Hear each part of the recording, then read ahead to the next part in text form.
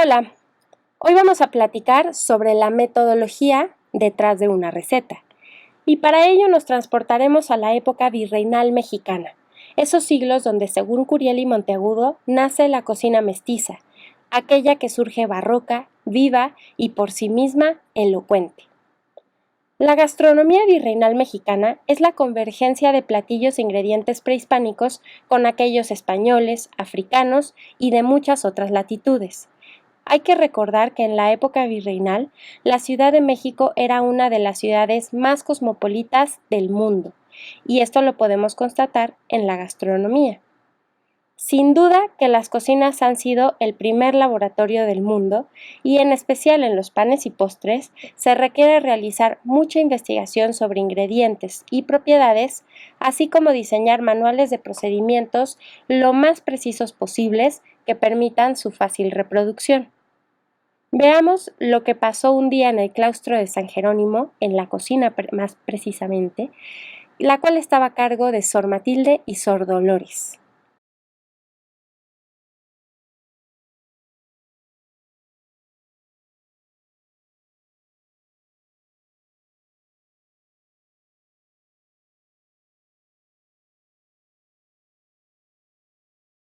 Cuando Sor Juana Inés de la Cruz estaba en este claustro de San Jerónimo, fue enviada a la cocina. Al principio fue algo que le molestó, pues esto reducía la cantidad de horas que podía pasar inmersa en sus libros.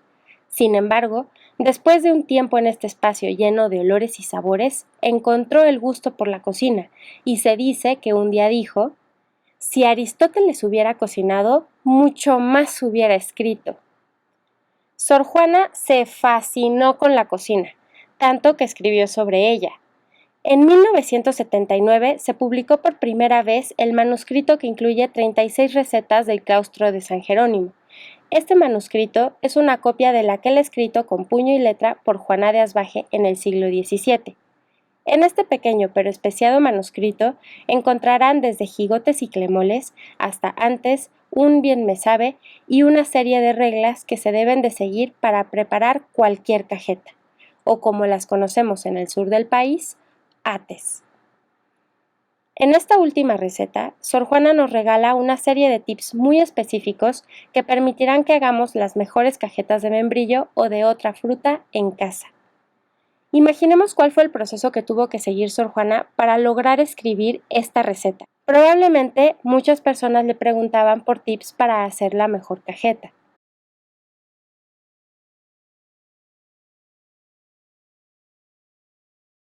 Así que ella se dio cuenta que aunque las cajetas eran los dulces más comunes en las mesas de esa época, a muy poca gente le quedaban tan ricas como a ella. Ahí está la problemática. Entonces, al llegar a su celda, pasó toda la noche revisando sus notas de cocina, cartas de correspondencia con su hermana y una que otra lectura sobre química. Todo esto que Sor Juana leyó forma el cuerpo de su revisión de literatura, y es entonces que llega a su objetivo: escribir las reglas para preparar todo tipo de cajetas. Ahora sí, antes de irse a dormir, tomó pluma y papel y definió la metodología que seguiría al otro día en la cocina para definir cuáles son las reglas esenciales que aplican a todo tipo de cajetas.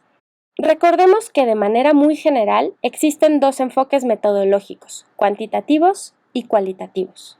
Así que después de definir si nuestra investigación seguirá un enfoque cualitativo o cuantitativo, debemos especificar un poco más el método: observacional, encuestas abiertas o cerradas, experimentos, entre muchos más. Sor Juana entonces siguió un método cualitativo observacional para saber cuáles eran los errores más comunes. Y entonces fue que se dedicó a observar durante toda una semana las cajetas que Sor Dolores y Sor Matilde, con ayuda de Xochitl Flor, preparaban para el virrey. Y veamos un poquito de lo que pasaba en esa cocina en esos días.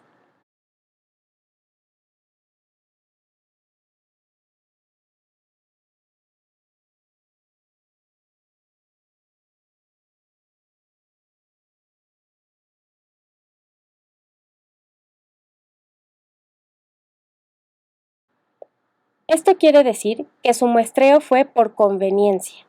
Recabó muchos datos en la cocina y tal vez de algunos conocidos suyos de fuera del claustro con quienes mantenía correspondencia.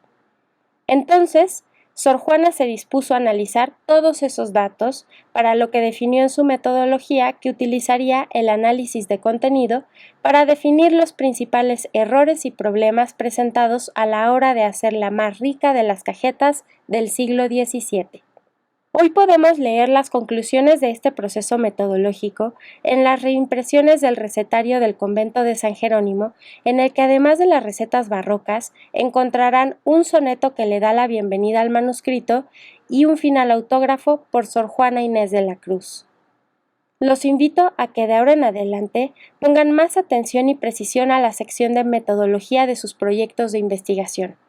En esa sección se encuentran los secretos que hacen de sus proyectos de investigación únicos y, eso sí, replicables y comprobables.